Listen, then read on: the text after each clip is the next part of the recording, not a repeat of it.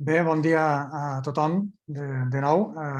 Moltes gràcies per participar en aquesta quarta sessió de les jornades de Salut i Natura que s'estan organitzant des de la Universitat de Girona i des de el que és també la Xarxa per la Conservació de la Natura. Avui fem la sessió quarta, la quarta sessió d'aquestes jornades que realment estan tenint una participació molt important i també una sèrie d'experiències molt interessants i que avui la dediquem bàsicament a lo que és infraestructura verda i blava, urbana i periurbana. Tots som conscients que després de la situació viscuda en la crisi del coronavirus i en el que ha sigut els confinaments, encara s'han posat més de manifest aquestes necessitats de tenir uns espais urbans, uns espais vitals on es concentra la major part de la població que realment siguin habitables, perquè si no es produeix el que s'ha produït precisament que un cop acabat els confinaments la gent ha fugit i ha anat massivament cap als espais naturals per poder viure, veure allò que havia notat en falta durant tant de temps. I en bona part això és perquè els espais urbans i periurbans habitualment no són espais vitals, no són espais per viure.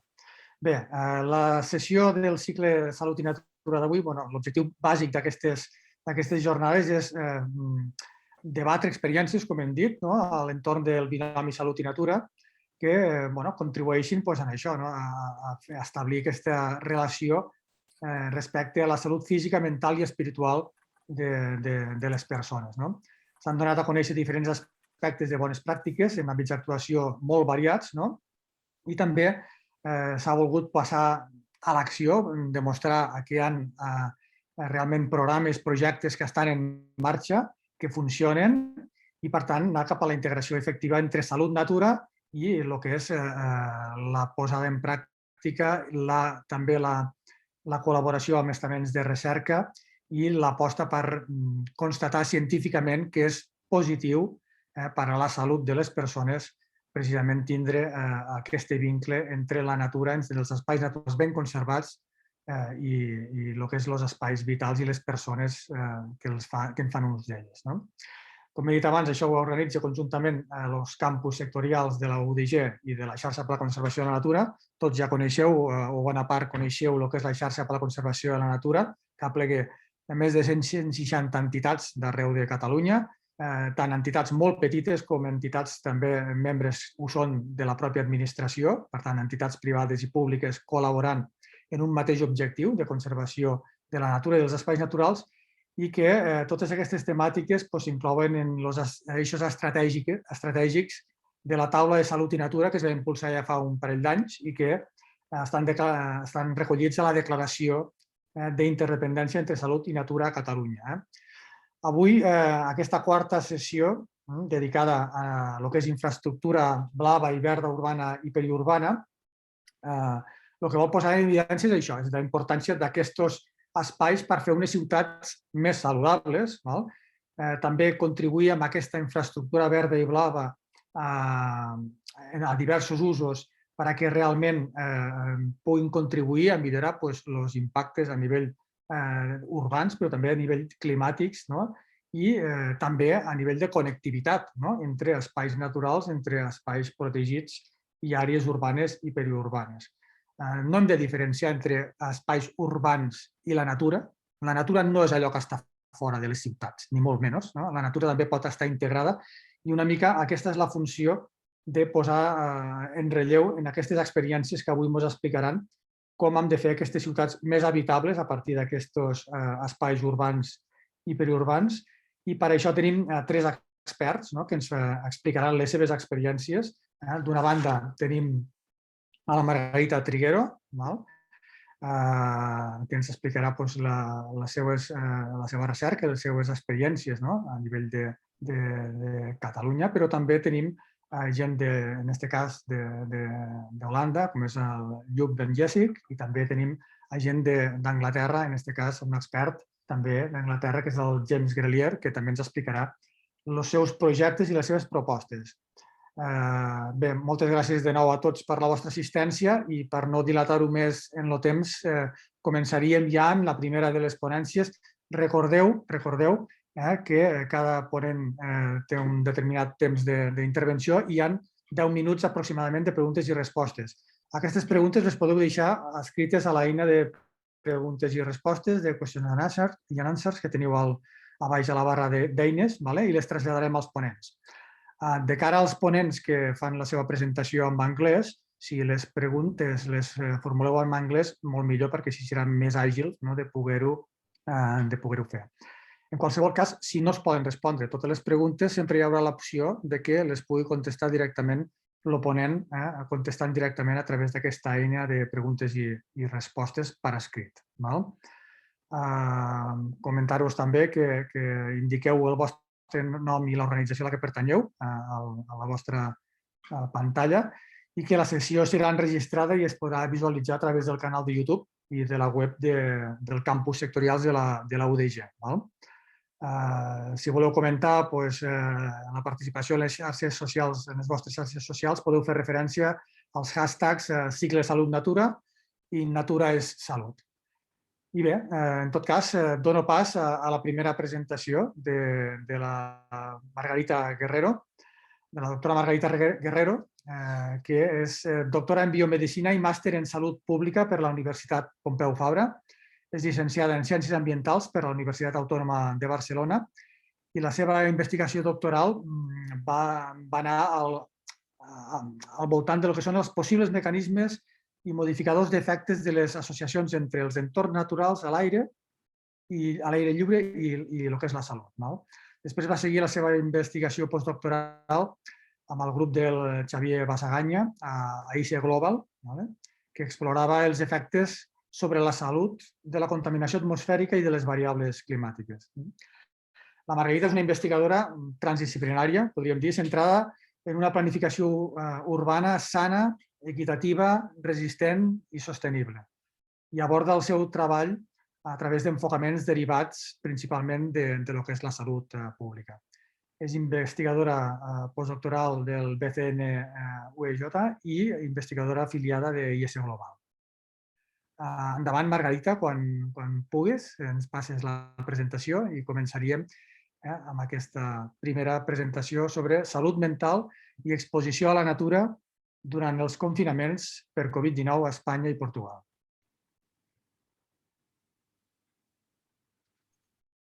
Vale, perfecte. Moltes gràcies per la presentació. Crec que veieu bé ara ja la presentació amb la pantalla completa. Vosaltres? No sé si algú em pot dir que es veu bé. Es veu bé, Margarita. Correcte. Genial.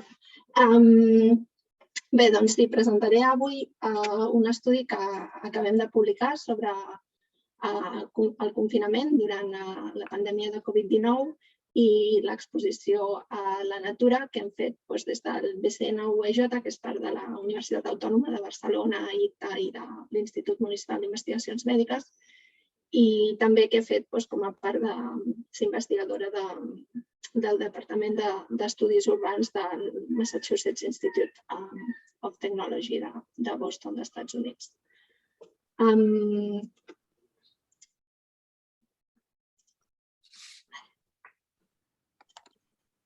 Bé, tots hem vist que per controlar la propagació del virus SARS-CoV-2, països de tot el món han implementat confinaments de diferents intensitats.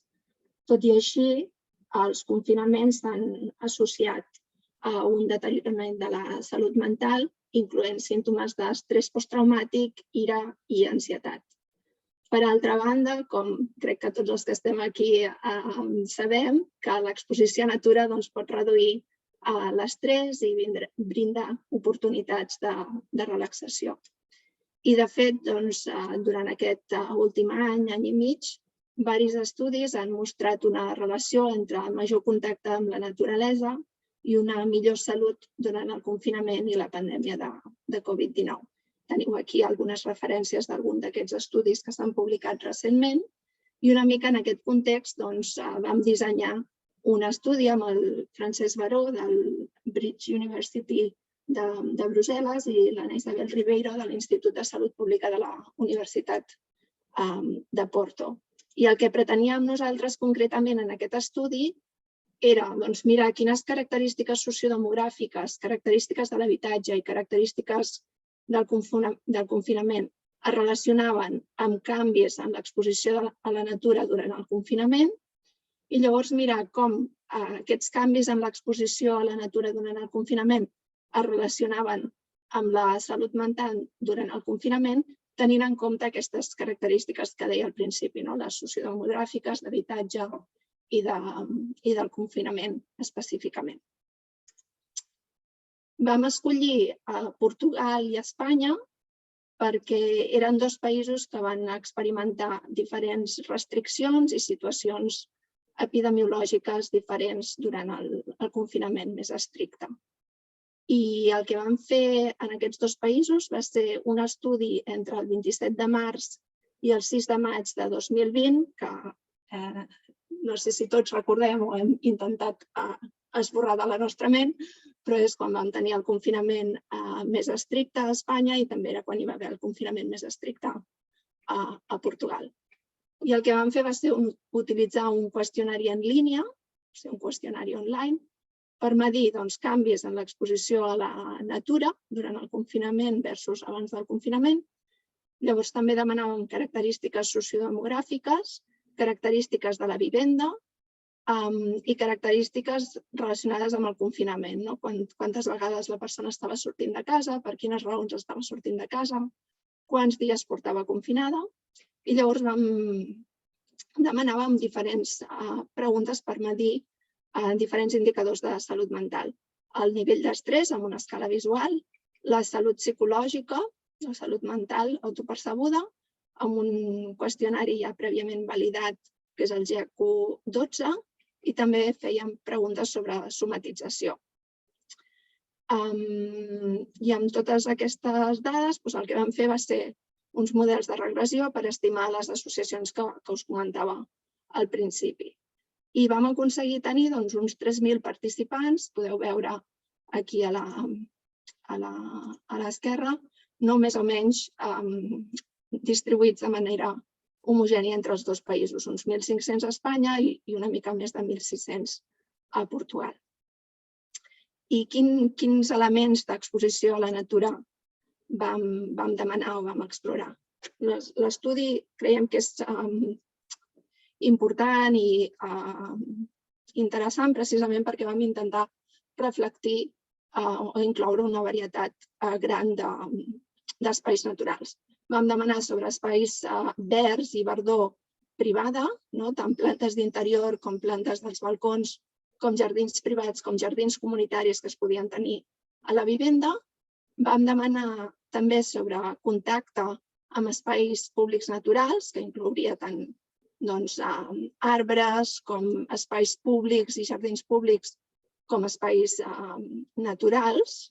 I també demanàvem sobre les vistes que es tenien a Natura des de casa. I aquí podeu veure una mica les característiques dels participants que teníem en aquest estudi. Bàsicament teníem dones que van respondre al qüestionari, 3/4 parts eren dones, i majoritàriament eren persones entre 40 i 64 anys d'edat. Majoritàriament eren persones amb educació universitària, que sol passar en qüestionaris, sobretot en qüestionaris online. Eren persones que havien nascut al mateix país on residien ara. O sigui, en el cas d'Espanya eren persones nascudes a Espanya i en el cas de Portugal, persones nascudes a Portugal. I és interessant també veure que 1/4 de les persones que van participar a l'estudi deien que durant el confinament els seus ingressos s'havien reduït de manera moderada o severa. Veiem que la major part de les persones que van participar a l'estudi deien que sortien de casa durant el confinament per anar a comprar medicaments o menjar o per assistència mèdica i per treure la bessura. Però és interessant veure que la resta de raons per les que aquestes persones marxaven de casa, sortien de casa, és bastant diferent entre Espanya i Portugal. Veiem que a Portugal hi ha un percentatge major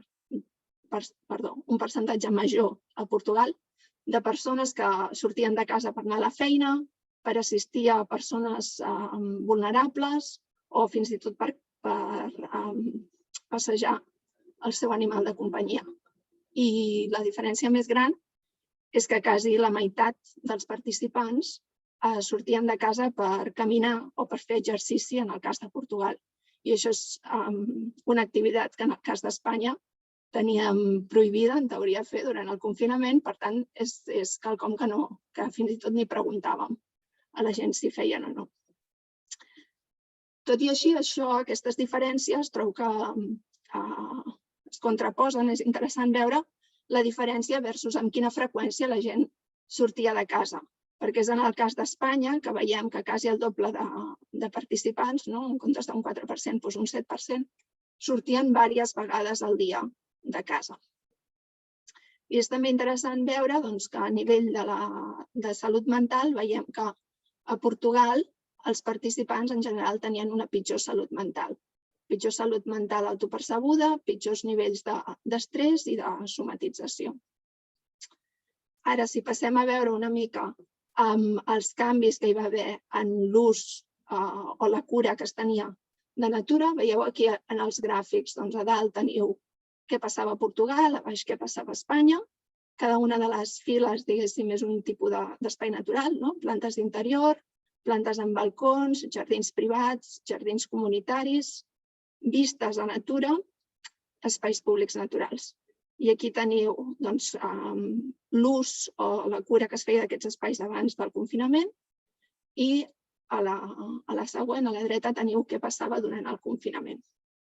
En més fosc s'indica un major ús o cura i en més clar seria que no es feia ús o cura d'aquests espais.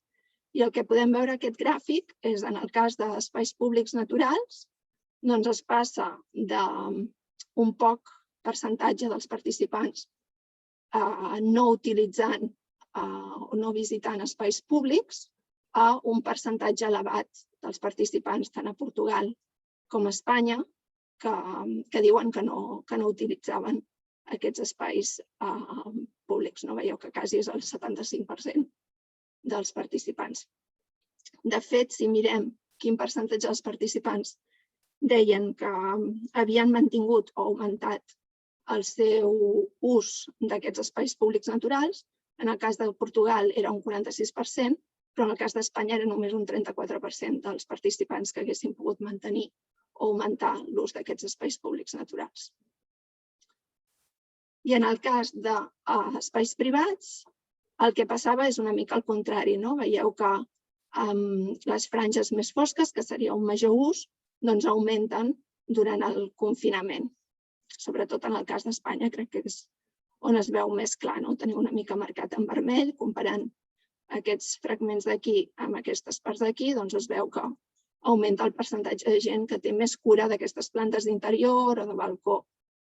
De fet, mirant quin percentatge dels participants deien que havien pogut mantenir o augmentar l'ús o cura que tenien d'aquests espais privats, sempre era per sobre del 90% dels participants, tant a Portugal com a Espanya. Bé, i mirant una mica què passava, quins eren els factors sociodemogràfics o econòmics d'habitatge i de característiques del confinament que relacionaven amb poder mantenir o incrementar l'exposició a Natura, us he posat aquí una taula una mica reduïda, mostrant només els factors que es relacionaven de manera més forta amb poder mantenir o incrementar l'exposició a Natura. I podeu veure que és bastant variat. En el cas de, per exemple, en el cas de vistes a la Natura, les persones tenir entre 40 i 64 anys es relacionava, en el cas de Portugal, en poder mantenir o incrementar l'exposició a Natura. En el cas d'Espanya, era tenir fills o no tenir persones dependents, el que es relacionava amb una major probabilitat de poder mantenir o incrementar el temps dedicat a cuidar plantes d'interior. En el cas de viure a un apartament, això es relacionava amb major probabilitat de poder mantenir o incrementar el temps que dedicaves a tenir cura de plantes al balcó o el temps que passaves en un jardí privat. I veieu aquí baix també que la freqüència amb què sorties de casa es relacionava amb diferents categories d'aquesta freqüència de deixar casa, es relacionava amb que incrementés la probabilitat que tenies de poder mantenir o incrementar la teva exposició a jardins privats o a jardins comunitaris. I ja passant específicament a què vèiem entre aquest mantenir o augmentar el contacte amb la natura i la salut mental durant el confinament, veieu aquí un gràfic resum. Cada columna seria un indicador de salut, la mala salut mental, la somatització i el nivell d'estrès, i llavors cada fila, diguéssim, seria un tipus d'espai natural. Les plantes d'interior, plantes de balcó, jardí de casa, espai verd comunitari, vistes a la natura, espai públic natural i altres espais. I teniu en negre el que vam trobar amb l'indicador per Portugal i en gris l'indicador per Espanya. Què ens indica aquest gràfic? Doncs veiem que entre la població de Portugal que va participar a l'estudi, aquelles persones que havien mantingut o incrementat la seva freqüència de visita a espais públics naturals o mantingut o incrementat la freqüència amb què contemplaven espais naturals des de casa, tenien menys nivells d'estrès, menys somatització, aquí veieu l'estrès, menys somatització i menys mala salut mental. En canvi, en el cas d'Espanya, veieu que les relacions canvien completament. És el fet de mantenir o incrementar la freqüència en què es cuidaven plantes d'interior i en què es visitaven espais verds comunitaris el que es relaciona amb millors nivells d'estrès o millors indicadors de somatització. En conclusió, veiem que mantenir o augmentar l'exposició a espais verds naturals es relacionava amb una millor salut mental. A Espanya era sobretot les plantes d'interior i els espais verds comunitaris i a Portugal era bàsicament l'espai verd públic i tenir vistes a espais naturals. Això podria indicar el que ja s'ha vist en altres estudis, la importància de realitzar activitat física, contactes socials i la importància que aquests espais naturals ens ajuden a relaxar-nos i a restaurar el nostre cos tant psicològicament i fisiològicament. Podríem pensar sobretot en els espais verds públics com entorns on fem activitat física i augmenten els contactes socials.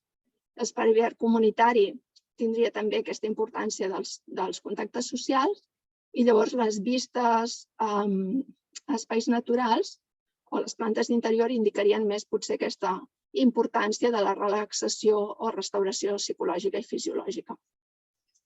Cal destacar, sembla interessant veure que en el cas d'Espanya tenir vistes a Natura no es va associar amb cap dels indicadors de salut mental que exploràvem. Però és veritat que en el cas d'Espanya, que sobretot eren un elevat percentatge, era gent de Catalunya i sobretot eren participants que vivien en entorns urbans, podríem pensar que les vistes que aquestes persones tenien a elements naturals eren espais naturals o elements naturals de baixa qualitat o poc element natural realment des de casa. Potser un jardinet o un arbre fins i tot només. I potser això no tenia tant impacte com les vistes que tenien des de casa la gent de Portugal, que hi havia un major percentatge de gent que vivia en entorns més rurals. Bé, els problemes de salut mental tenen un impacte gran tant en individus, famílies i comunitats. De fet, els problemes de salut mental suposen el 15% dels anys de vida perduts per discapacitat a Espanya i Portugal.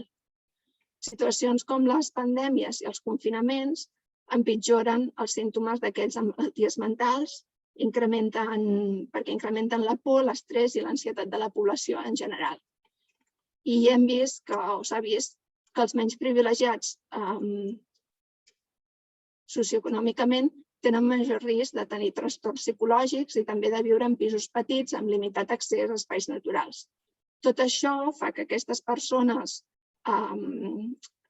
que són desprivilegiades socioeconòmicament siguin un grup vulnerable i que això tingui implicacions a nivell d'equitat en salut i de justícia mediambiental. Així doncs, el nostre estudi s'afegeix a indicar que és important que els urbanistes promoguin i donin suport al desenvolupament d'espais naturals públics, privats i comunitaris, incloent aquells en edificis d'habitatges, sobretot en barris de classes treballadores. Per exemple, podríem pensar en la importància de polítiques que cofinancin iniciatives d'enverdiment de balcons, terrasses i teulades. I això és important sobretot per situacions de confinament o per persones amb mobilitat reduïda que no poden sortir de casa amb tanta facilitat.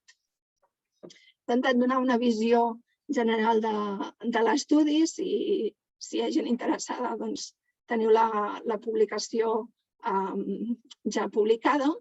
I res, volia simplement acabar amb la idea aquesta, de que cal espais naturals per tenir ciutats saludables, sostenibles, habitables i justes, també durant temps de pandèmia.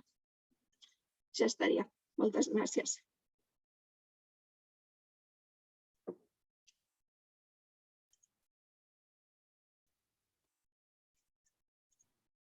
Molt bé, moltes gràcies, Margarita. En tot cas, si voleu formular preguntes a través de l'eina que teniu a la barra.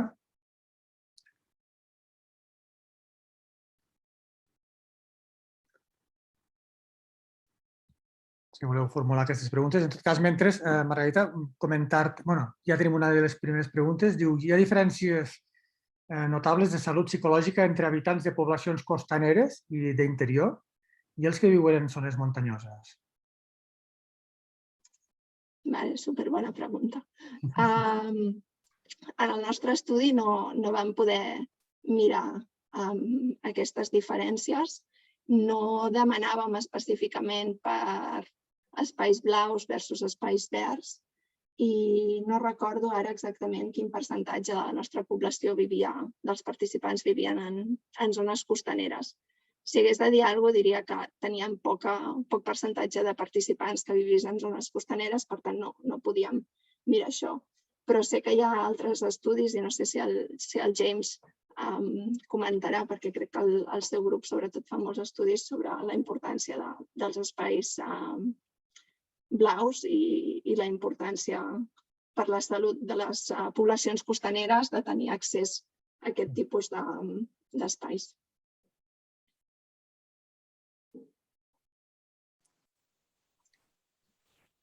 Are you waiting for an intervention from me, or am I going to talk about that in my presentation? No, I'm just guessing that maybe you will talk about it in your presentation. I will talk about it in my presentation. Okay, thank you. Hi ha una altra pregunta. Diu, hi ha diferències notables? Perdó.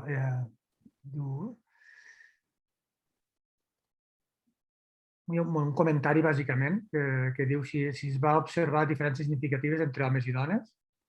Sí, superbona pregunta, perquè era una de les hipòtesis que tindríem, que veuríem diferències per diferents indicadors, indicadors socioeconòmics o de canvi d'ingressos per gènere, per edat, i nosaltres en el nostre estudi no vam veure cap d'aquestes diferències. Sé que, a més, és interessant perquè pocs dels estudis que s'han publicat mirant Natura i dades de confinament o Covid, pocs dels estudis, o sigui, hi ha molts estudis que ho han mirat, o varis, però pocs han mirat si hi ha diferències per grup de població. I els pocs que ho han mirat, que diria que són 2 o 3, pel que jo sé, no han trobat diferències. No sé, una mica inesperat, no sé exactament. No sé si és un biaix de les persones que contesten aquestes preguntes o aquests qüestionaris. I veig una altra pregunta. Sí, una altra qüestió, sí, que parla bàsicament del que és això, gent que ha participat a l'enquesta, que passat el confinament, això que comentàvem a la introducció, aquesta massificació que hi ha hagut dels espais naturals, que precisament ha obligat i està obligant a fer una qüestió que és d'ordenació d'aquest ús públic, que potser ja s'hagués tingut que fer abans, però que ara, vista la situació, s'està implantant en diferents parcs naturals, ho hem vist. Diu, això es contempla d'alguna manera, el tema com a conseqüència d'aquest estudi? Superbona pregunta, també. A l'estudi nostre no ho contemplàvem perquè vam intentar com agafar el període que hi havia el confinament més extrem i, per tant, en teoria, la gent no podia sortir de casa seva, no podia sortir de la ciutat. Per tant, crec que els problemes de massificació en aquell moment no estaven passant. Però ara mateix tenim un estudi en marxa a Barcelona mirant precisament temes així en dos barris diferents, a la Barceloneta i Sant Antoni, també pensant en com temes de turistificació, els canvis de turisme, per exemple, potencialment han canviat com es viu l'accés a les platges, l'accés a espais naturals de la ciutat o de fora de la ciutat. Però no, sí, em sembla superbona pregunta i és una pregunta que nosaltres tenim, però no tinc resposta ara mateix per dir quin impacte està tenint això.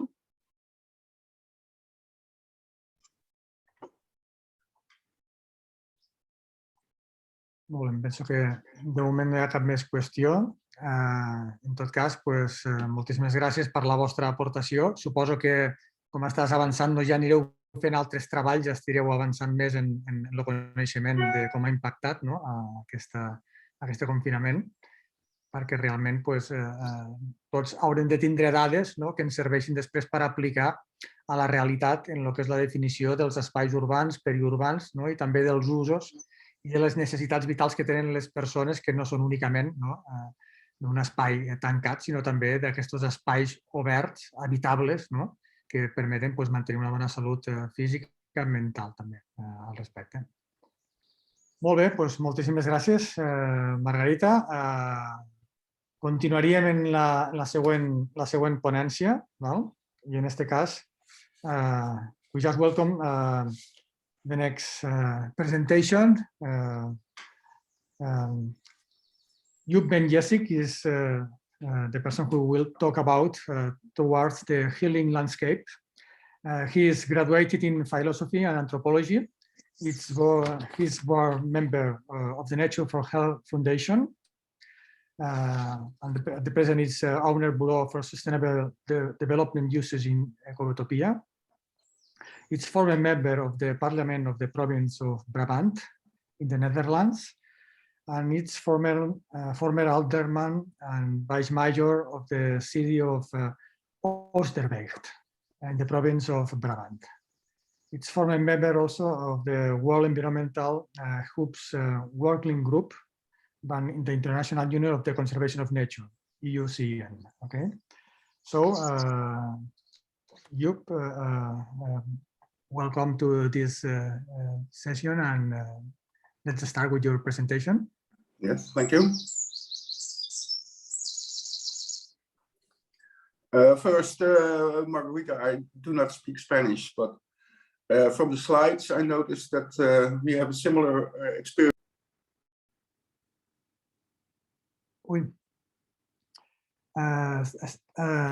Joep, you are in silent. Okay. Okay. Yes. Now, perfect. Okay. No, I was addressing Margarita because I do not speak Spanish, but from the slides, I see we have the same experience in the Netherlands during COVID-19. A lot of stress, people escaping to nature, and severe mental health problems. And that is also a bit the focus of my presentation. First, thank you for letting me share some thoughts on the concepts of healing landscapes and present our new Van Gogh National Park in the province of North Brabant in the Netherlands. And I would like to start this presentation with a quote from the famous Dutch painter Vincent van Gogh. Next slide, please.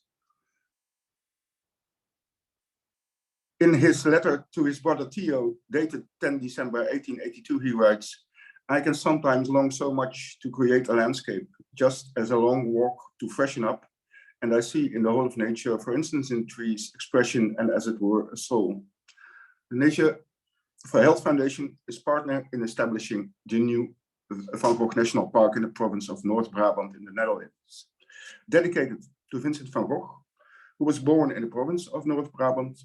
Vincent van Gogh is famous for his paintings, finding inspiration in the landscape of Brabant, But he suffered also from great mental health problems and found healing in painting the landscape.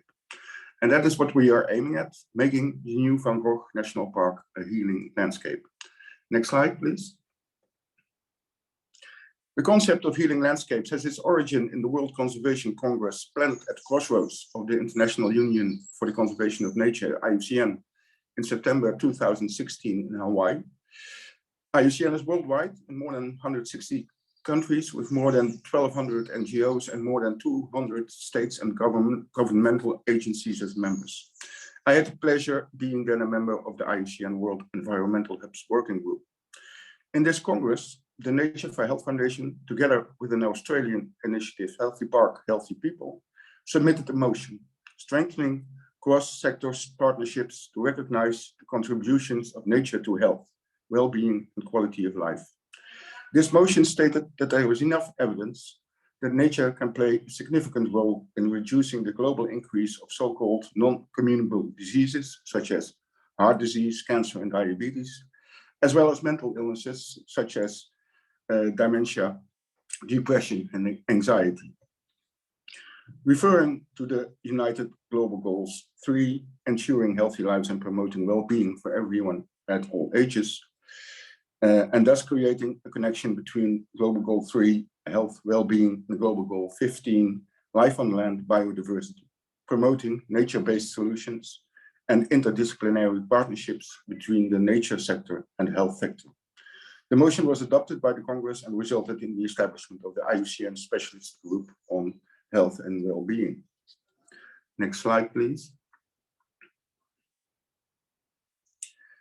The Nature for Health Foundation started out in 2013 as a Dutch-Swedish foundation. The second origin of the concept of healing landscapes is the research of Professor Patrick Graan of the Swedish Agricultural University, SLU, one of the founders of the Nature for Health Foundation.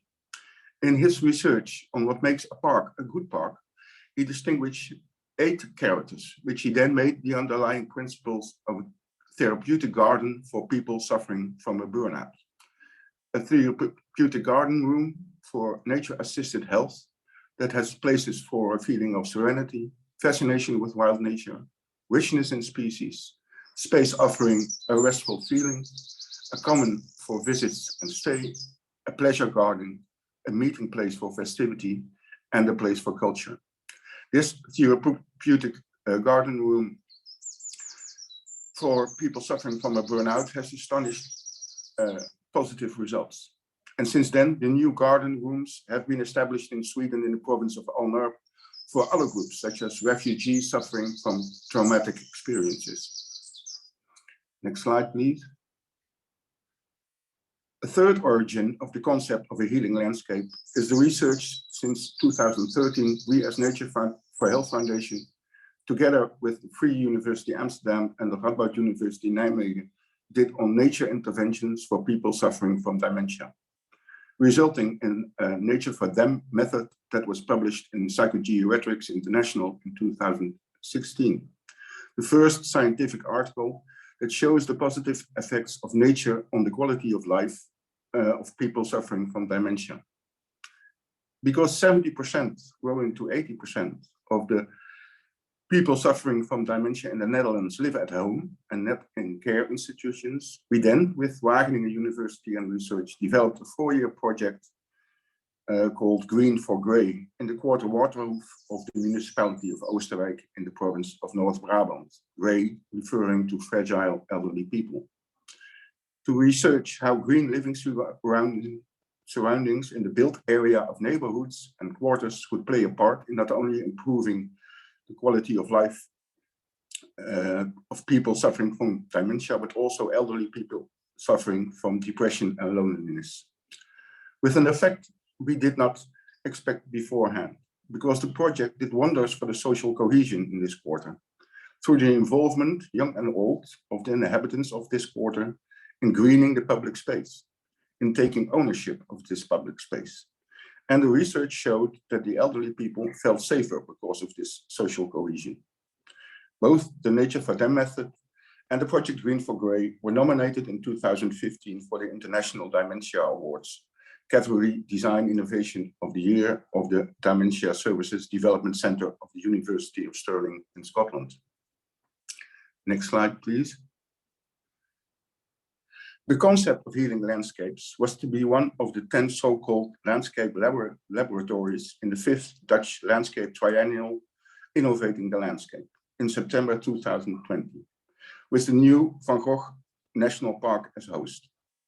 Due to the COVID-19 lockdown, the Landscape Triennial was postponed to March 2021. But as Nature for Health Foundation, being the lead partner for the Landscape Laboratory on Healing Landscapes, we refuse to postpone from the conviction that the concept of healing landscapes can play an important role in recovering from COVID-19. As a partner event of the European Green Week 2020, a new beginning for people and nature, in October, we organized a Healing Landscape Day and opened a Nature for Health Inspiration Center. A debate on the concept of healing landscapes with contributions of the Director General of the World Health Organization, the Commissioner for the Environment of the European Union, the President of Europarks Federation, and the Substitute Regional Director IUCN Europe, resulted in a Van Gogh Healing Landscape Declaration. A declaration that, in the spirit of Vincent van Gogh, invites us to reflect on the concept of healing landscapes, a concept that implies a two-way relationship, a direct and close relationship with our natural environment that positively affects our physical and mental health, and an increased connectedness to the landscape that surrounds us, that helps us to better appreciate how to take care of its unique qualities. Unique qualities that can help us to regain balance and offer a much needed mental rehabilitation process after the COVID-19 pandemic that forced us to face the inextricable link between human health and a healthy natural environment.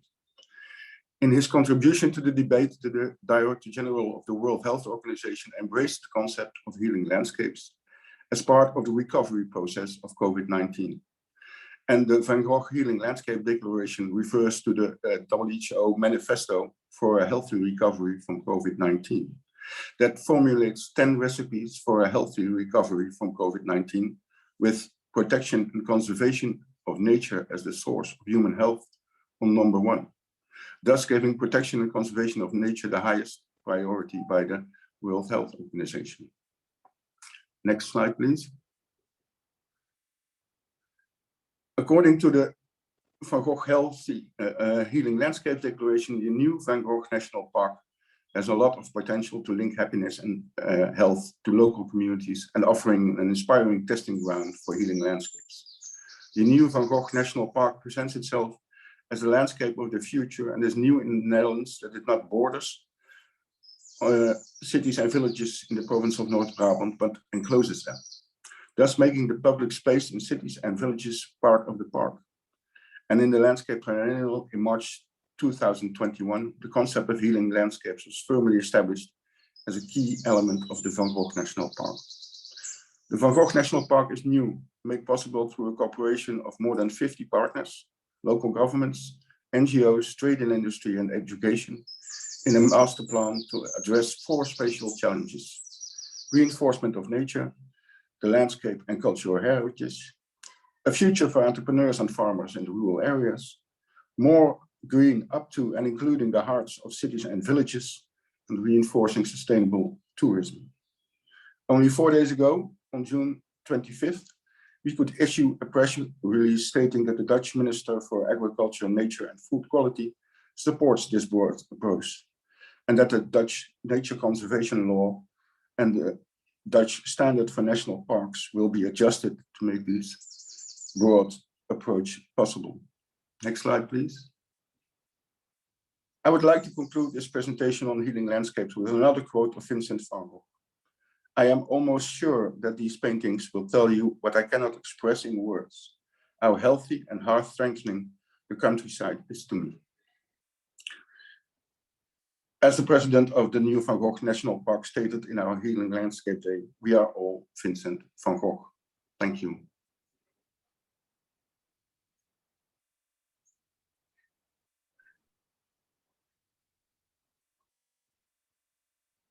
Okay, Yup. Thank you very much for the presentation. Okay, we have some questions for you. Someone asked for if you have created a mental health therapeutic itineraries or similar in the park. Again?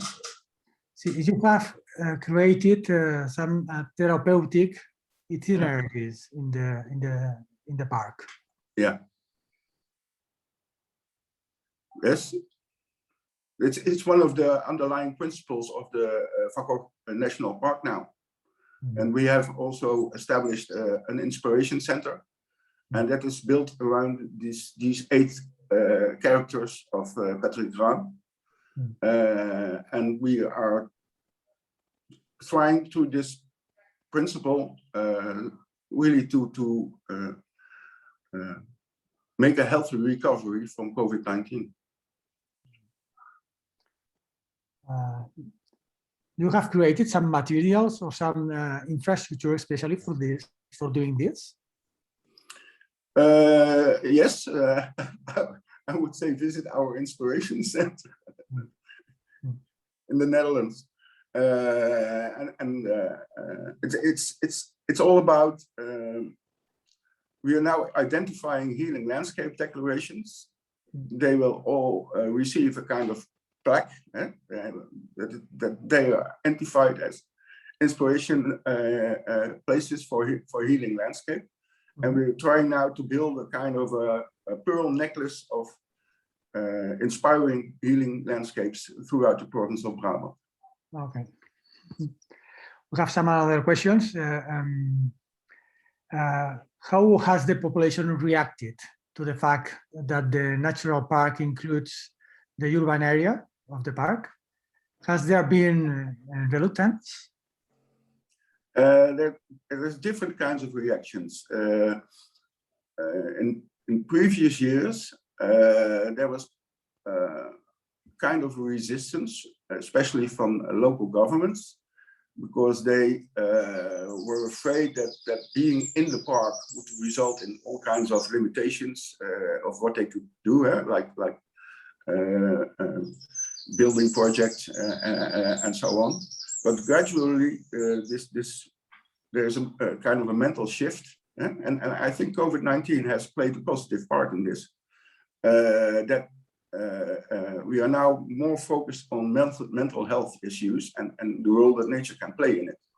So there's now a kind of willingness to not be outside the national park, but within the national park, and even the public spaces within the municipalities make them part of the national park.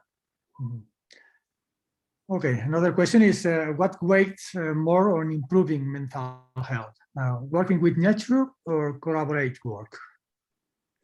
Again, will you please rephrase the question? What weighs more on improving mental health? Working with nature or collaborative work? I would say working with nature. If I can give an example, within the municipality of Oosterwijk, in the quarter of Waterhoef, we had planting days, and we planted several thousands of plants in public space areas, and it was done by the members of the community. And you actually have a different kind of talk if you're sitting next to someone and having your hands in the soil to plant the plants. And I think that was this getting to know each other in contributing to nature was a very important in contribution to the social cohesion in this area. So it's working with nature together that is an important factor. Okay, someone asked about this is a question from Luis Derrera, is there any Spanish members on the group of the UECN working in this? IUCN was instrumental in hosting their Congress in Hawaii, and it resulted in this specialist group on health and well-being, so that there's a lot of experience to share. And when I talked to the director of IUCN Europe, and I said I want to submit a motion on nature and health, he said, "Okay, I will play a part in bringing you into contact with the Australian initiative, Healthy Parks and People, but also contacts from all over the world." And there's really a lot of sharing possible through IUCN. So that is, I think, the main function of IUCN. Another person asked about which kind of entities can join the Healing Landscape Declaration. Everyone. This is also new in the Netherlands, that this initiative is not an initiative of only nature organizations or nature conservation organizations, but it's also entrepreneurs, it's local municipalities, it's the health sector, it's the education sector. And that is why our Dutch law has to be reviewed to make this possible, because this has never been done in the Netherlands. Mm-hmm. How did entrepreneurs involve in the project? In which way? Entrepreneurs, well, important for, of course, the farmers, they are involved, but there's a direct link with preservation of nature and making farming more sustainable, but also other kinds of entrepreneurs, because having a nice surroundings is very important for entrepreneurs, for business, to get employees. And people who work in international companies like Philips we have here and so on, they like to live in nice surroundings. And because we have in Holland also the Randstad, which is a city of Rotterdam to Amsterdam, but that is very not green. And people, employees would like to live in nice places. So it's also for them, they see the importance of having a nice landscape. Mm-hmm. Okay, thank you very much, Joop. There's no question more. And GIRT project, this Bangkok Park, we will be deep, okay? Yes. Next future, I expect. Okay, so let's continue, and we will go to the next presentation. Next presentation is from James Grelier. James Grelier's doctor is an epidemiologist and environmental scientist interested in furthering understanding of the impacts of human health on various aspects of the environment. He is a research fellow of the European Centre for Environmental and Human Health of the University of Exeter Medical School in the UK, and a senior scientific fellow of the Institute of Psychology and the Jagiellonian University in Krakow, Poland. Sorry. James worked as both a researcher and overall project manager of the EU-funded Blue Health project, which finished in December 2021.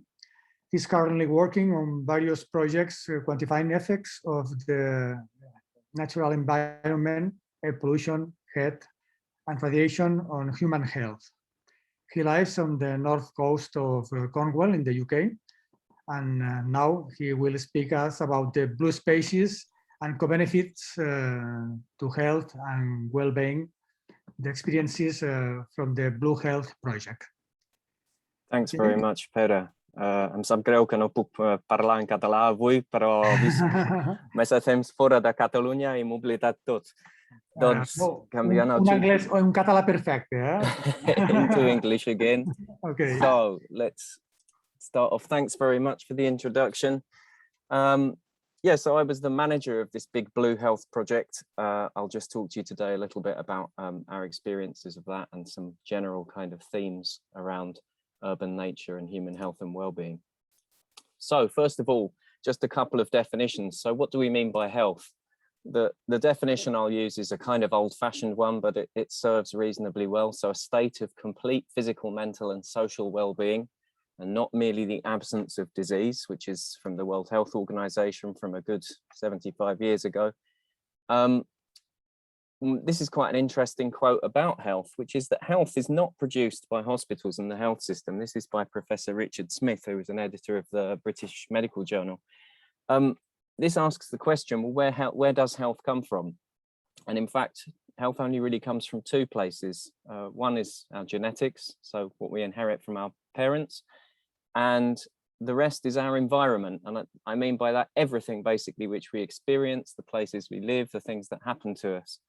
Now, in an increasingly urbanized world, and certainly in an increasingly urbanized Europe, it's very clear that health then is really determined by the decisions that we make in terms of how we're going to build our cities and how we're going to build the infrastructures that support the populations living in them.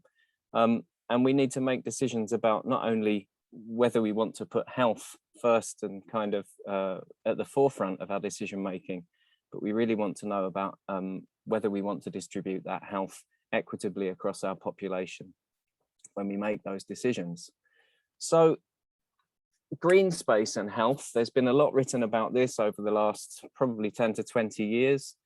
We have good quality evidence now that shows that being in nature more often, living closer to nature and having a relationship with nature has a positive influence on our physical and mental health and then on our quality of life. So there's been a lot of large reviews done on this.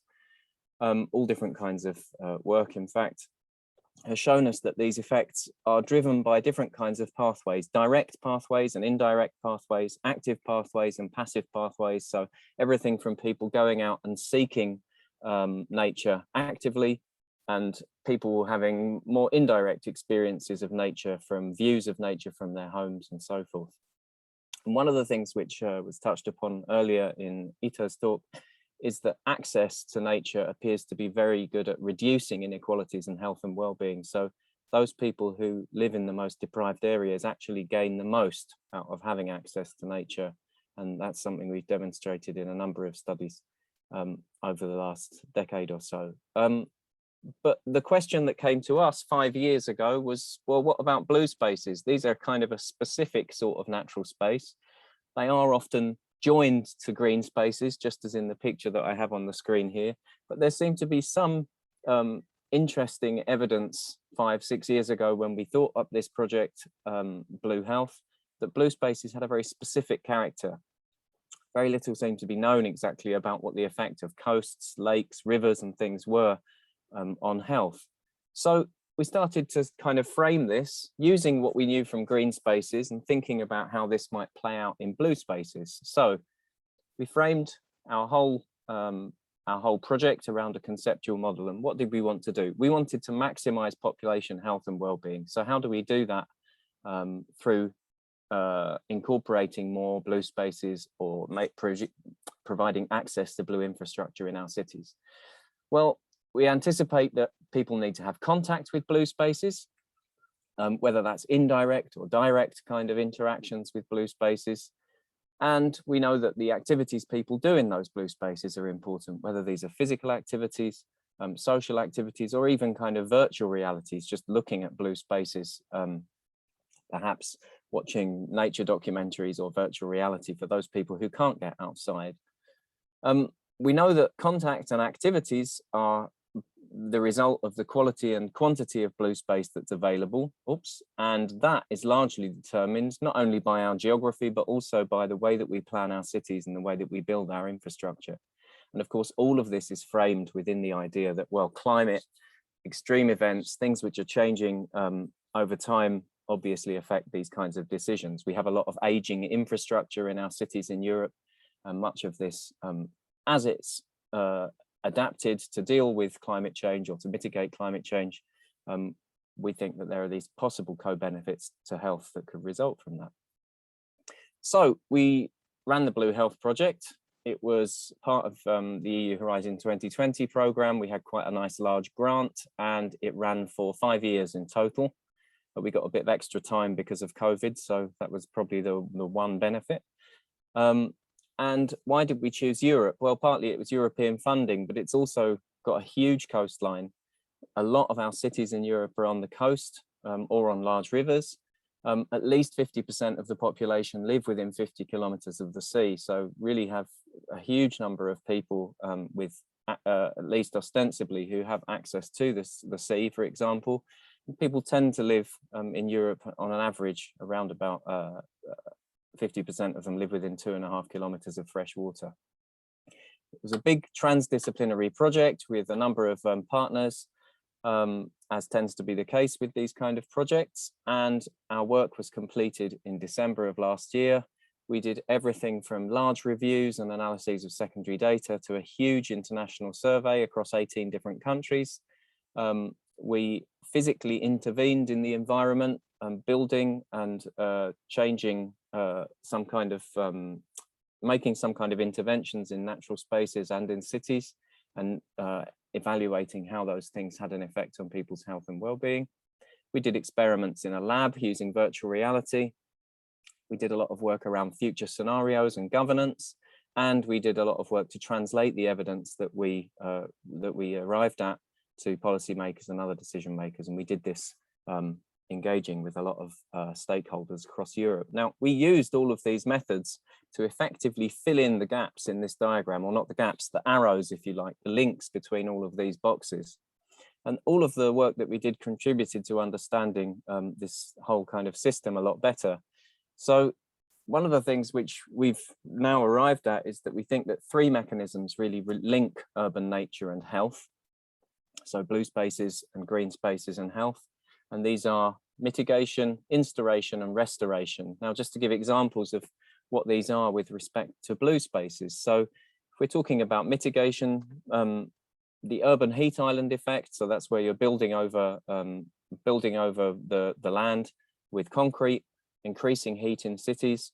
That can be reduced quite dramatically by the introduction of water bodies and other kinds of fountains and things like that. And it also, water also has the ability to reduce and mask urban noise. And a lot of experiments have been done to suggest that people find the sound of water particularly pleasant and stress reducing when this has been done in kind of psychological testing in the laboratory.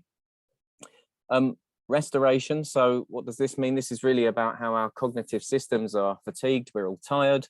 We're stressed and anxious because our attentional resources have been depleted. And green and blue spaces seem to be particularly good for recharging and restoring our attentional focus. Now, it's not exactly clear yet what the mechanisms are for that, but there's certainly work being done around the idea that cyclical movement of the waves, the light, certain kind of familiarity that we have with different blue environments, and the kind of large views that typically accompany experiences of being in blue spaces may all play a role in helping people to restore their cognitive systems.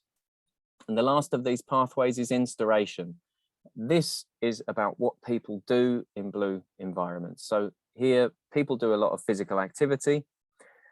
We know that when people visit, for example, the coast, that they walk for longer than they would do in urban or green settings. So it provides a particularly large benefit in terms of the physical activity, which has implications for improving people's health. People also report particularly positive social interactions with their friends and family, connecting over common activities in blue spaces. And for example, in some of our work, we found that unstructured activities like playing with children or just sunbathing and paddling in blue spaces are linked to the happiest and least anxious visits.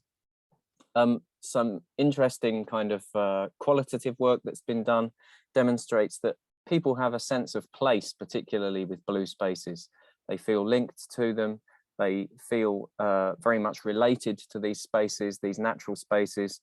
And people often report that these spaces provide them with somewhere to defend themselves against bad mood. Connectedness to nature is the last of these things. So people, we know that from psychological studies that people have an innate need to feel part of something bigger than themselves. And experiencing nature in blue spaces seems to particularly improve the mental health of those feeling isolated or lonely. And some of that effect is probably due to the fact that they feel more connected to the spaces around them. Now, all of these benefits, of course, feed into a greater kind of virtuous circle where we can see that people actually, as they develop a sense of place, a connectedness to nature and so on, that they probably also adopt other pro-environmental behaviours. But to just keep to the focus of today's talk, I'll just give some examples of what interactions in blue space and the health benefits look like. So from this large Blue Health International survey that we did, we found that in spite of all of the excitement during the pandemic in many countries of people spending a lot of time swimming in the sea in winter and so on, actually most people who visit blue spaces actually are just doing that for walking. And they walk for much longer, as I've said, than they would in urban or green environments. So this is clearly quite an important fact. And in terms of the question that came up earlier about whether people feel happier living near the sea or inland, well, in studies that we've done previously, we found that people who live near the sea do report feeling happier and healthier, that's physically and mentally healthier, if they live nearer to the coast. And we found that the strongest positive effects on health of living near the sea are observed in those most deprived areas. So it's clearly a way of reducing health inequalities to bring people to blue spaces. Now, the question really, as I put at the start of this presentation, which is that, well, do we want to put health at the forefront of our kind of urban development plans when we're designing things? Do we want to maximize these benefits to health? We can say that the way to frame our decision making then is to capitalize on what we've found in this project, which is to understand these mechanisms, to think about how to bring people into situations whereby these mechanisms can bring them health. So in order to do that, we need an evidence base. As part of Blue Health, we developed something called the Blue Health Toolbox, which gives us the ability to build a large base of evidence on which to make changes to our urban environment. And this is a toolbox really for planners and designers and other decision makers, but many of the tools could also be used in citizen science and in research. And the reason for this is because typically the way that planning is done and the way that urban design is done and landscape architecture is that people look at other examples in different countries, different cities for inspiration. But very often the thing which works in that specific setting doesn't necessarily work when it's introduced somewhere else. So it's we think it's much better to use an evidence-based approach to support the design and development of cities. And the tools that we've developed enable designers and planners, policymakers to make kind of evaluations about the environment itself, the people who use it, and the effect that these spaces have on people's health. So importantly, all of these tools use similar kind of concepts and similar terminology. So it means that we can use them together as an integrated set of tools. And I'll just introduce them to really briefly. So we have 6 tools. One is an environmental assessment tool. It allows us to understand objectively what the state of the environment is, both aquatic systems and terrestrial systems at a site level. So you can see here for this Blue Health environmental assessment tool, this is something which occurs at the level of the site. Once we've characterized the environment, we can use something called the Blue Health Decision Support tool to identify the health-related risks and benefits of a particular blue space and the opportunities that there are for exploiting these co-benefits to health. We have a behavioral assessment tool, and this helps to determine how people use spaces, what and where they're doing things in the site, and who exactly is using the site in a specific way. We have a community level survey. This is a questionnaire designed to find out how communities engage with their local blue spaces and their perceptions of them. There's a tool called SoftGIS, which was developed by the Helsinki University of Technology in the 2000s. It's not our tool, but this is a kind of mapping tool where people can put their desires and their opinions directly onto a map layer online that can then be used to analyze and to support perhaps interventions in the city. And this is very useful at a kind of city to regional spatial scale.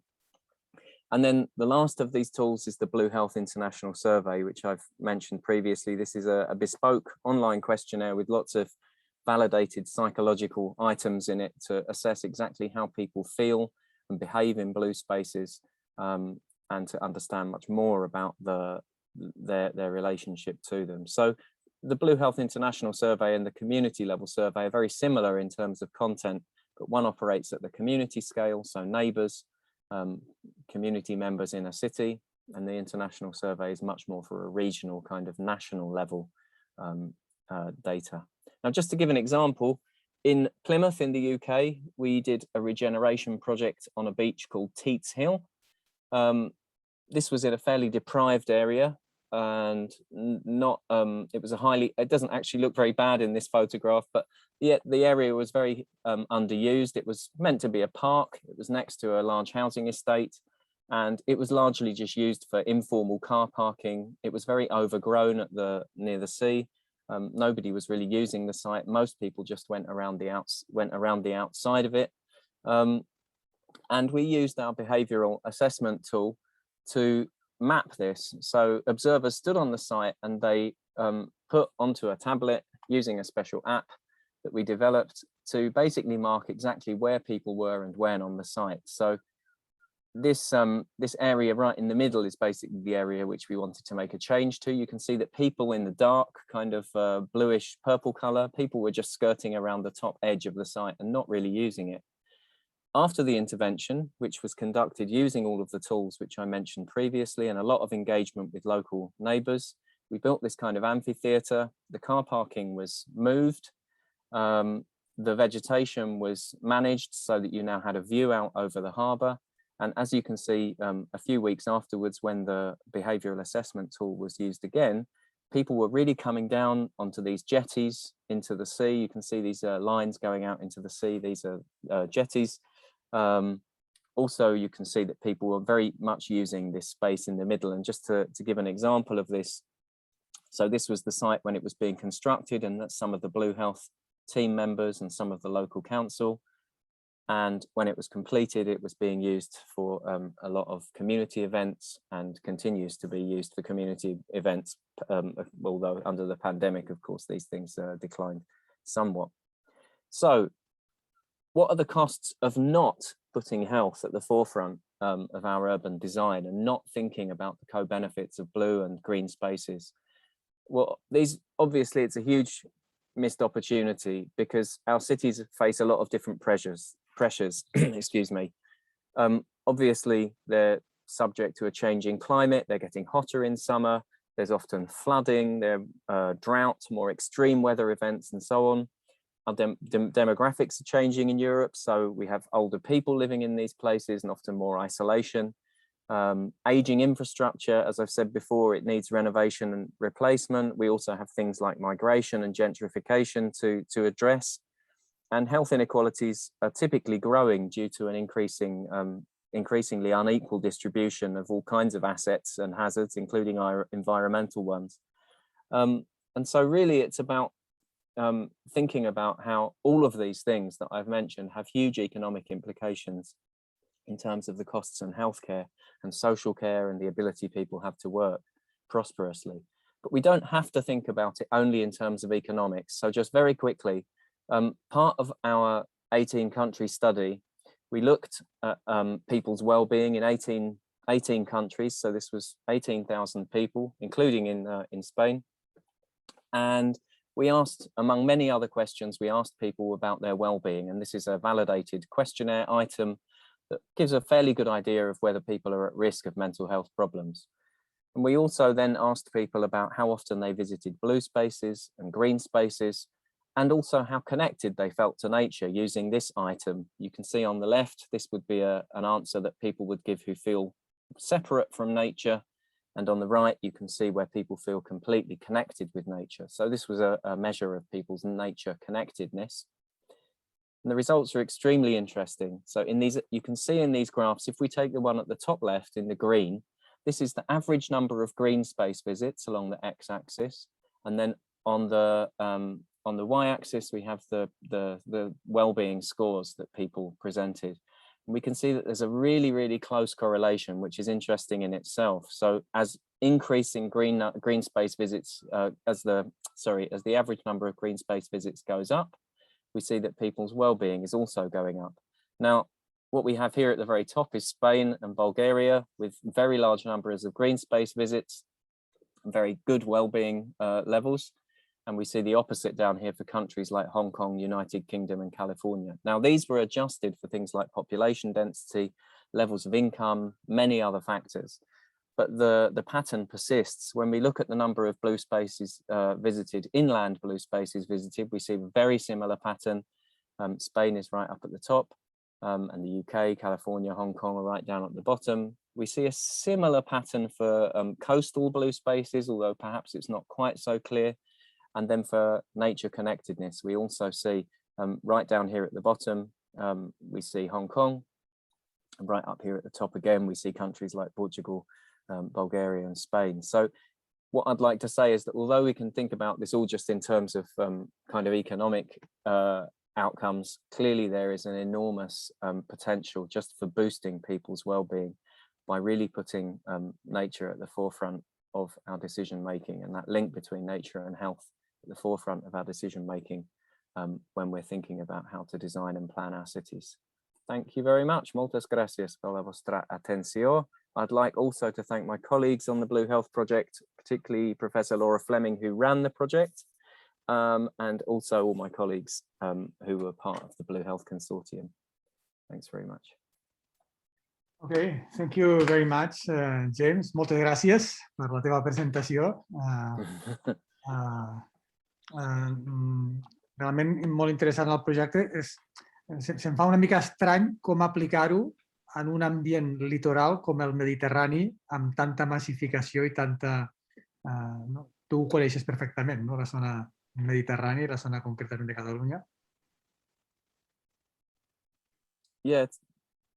Sorry, so I mean, it's clearly difficult. And I mean, one of the things which is apparent, though, is that even if you do have this kind of mass development across coastal towns, the important thing is that we don't start privatizing the views out over the sea or the beaches. I mean, this isn't so much happening in places like Spain, but you can find plenty of examples across the world where we have mass development on the coasts, but it's also been privatized to the extent that people no longer have access to beaches. They no longer have access even to the views along quaysides and harbors and places that have been privatized for those with more wealth. So it's really about trying to ensure that we make access to those spaces public, even if, as you say, the places have perhaps already been partially devastated by concrete. Okay, there are some questions about one of the participants. He asked about did you also include inland blue spaces in the project? Do you think there are important differences between river inland spaces and coastal ones for mental and physical health? Yeah, so this is an excellent question. We did look at these spaces as well, but one thing that I'd say is that it's much harder to deal with inland spaces than the coast. Just from a practical point of view, it's very easy to assess someone's exposure, so their experience of the coastal environment when you're using mapped data or satellite data, because the coast is a very clear thing. A small river in Spain, for example, might be dry for 10 months of the year and only have water in it for 2. On a map, it might appear as a line, and it's very difficult to work out exactly, even though we say, oh, this person lives very close to a river, it might, for one thing, it might not have water in it, and another thing, it may be underground, it may be canalized. So what we imagine is that the effects are probably similar for coastal spaces and other blue spaces, but that it's very much harder for us to quantify those effects for the inland blue spaces because they tend to be, they behave rather differently when you try to analyze those data. So it's definitely an area that we'd like to look at more. Okay. We have different areas here in Catalonia, you know, like the Ebro River, where I am from this area. And people is discovering this area, not also for doing some activities of conservation of areas. They are also using them for health, mostly after the pandemic. Okay, so, so it's an important areas to work with. Okay. Another question: if there is another prevision about the continuity of the project Blue Health to continue in research in this area. Yeah, so the project funding obviously ended after a fairly intense 5-year period, and in terms of continuity, we had a rather double problem of Brexit as well as the pandemic. So Brexit made it difficult for us to lead a Blue Health 2 proposal. So we are not currently going on with this, but there are a lot of other projects which are working in this domain. What we hope is that some of them pick up the toolbox and go forwards and use this more extensively and develop it further. And some of these other ideas which we developed. Personally, I'm now working on urban heat. It's a very related subject, and I'll be using some of the Blue Health data to analyze people's well-being related to urban heat, specifically how blue spaces affect that. So the data is still very much being used. There's a lot of papers still to come out of Blue Health. There's another question. Did you test how to value economically the benefits of open access to blue spaces? It should be reflected on the urban planner budgets. Yeah, I think this is really important. I mean, one of the things that I would say, some of the work that we did do some economic valuation. So there was a project in Catalonia. I forget exactly the area, but it was a riverside kind of park just outside of Barcelona, and the benefits from physical activity and the benefits to health from the physical activity conducted there was valuated, but most of the work which we've done gets as far as the health impacts, but it isn't quantified in terms of economic value. But of course, that particular, you can use a variety of methods to do that. It's just that we haven't generated a specific tool that arrives at those numbers. Okay, maybe we will create protected areas in the coast here in the also to protect biodiversity, maybe for protecting health, healthy areas for people. Yeah, absolutely. I mean, talking of protected areas, I think it is really important that we don't just, when I'm talking about health, it's not just health about humans as well, of course, it's also about the ecosystem. And that's why we also have this environmental assessment tool as part of our toolbox. We need to know whether the effects that we're having from any kind of intervention for human health isn't further degrading the environment. Certainly what we don't want to do is pretend that everyone should move house to the coast. I mean, that would appear to be what we're saying when we're saying that living near the coast is good for you. What we don't want is everyone to suddenly start living there, or indeed even visiting it, because coastal ecosystems are of course fragile. So we need to bear in mind that a lot of these experiences might be achievable in inland blue spaces, and that people just need to get to know the ones which are near to them. Have had a lot of pressure, as you know, maybe by the news, for example, in areas like the natural park of Delta del Ebro, okay, which was massive used after the pandemic, okay, by people. So we are trying to act with new regulations to protect and to regulate this access. No, you have a lot of experience, I suppose, in different countries about the regulations and the use of these areas. No? I don't personally, but I mean, we've looked at this. I mean, one of the examples, for example, just to take in the UK, So in England, we have a new coastal path, which now covers, it's nearly been completed around the entire coast of England. And this is obviously great in terms of access, but in Scotland, where people have a de facto right to access land, one of the things which we probably don't want there is a coastal path that goes all the way around the Scottish coastline, because part of the appeal of Scotland is its wilderness. Part of the value is the biodiversity value of having that kind of wilderness environment there. So it's always about achieving a balance between access, obviously, and the environmental implications of that. Okay, James, thank you very much for your presentation. Moltes gràcies. Bé, avui hem pogut tindre aquestes 3 presentacions realment molt interessants. Aquesta darrera dels espais verds i blaus, en aquest cas, realment també és molt interessant. Molta gent suposo que sou coneixedors que ara hi ha les noves oportunitats dels fons Next Generation de la Unió Europea. Esperem realment que hi hagi projectes transformadors que puguin rebre finançament en aquest àmbit. De fet, també alguns ja coneixereu que la Fundació en Biodiversitat ha tret àrees, precisament, ha tret línies de finançament precisament en espais urbans i periurbans com a espais molt importants per accedir a aquesta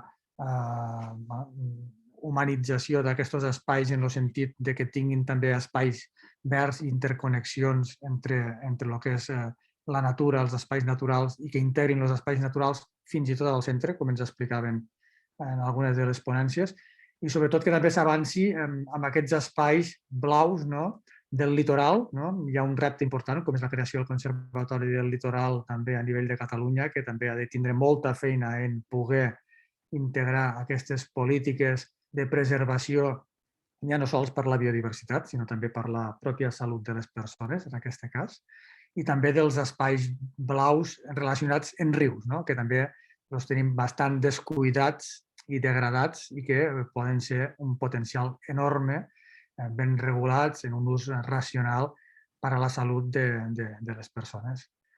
Agrair-vos a tots la vostra assistència.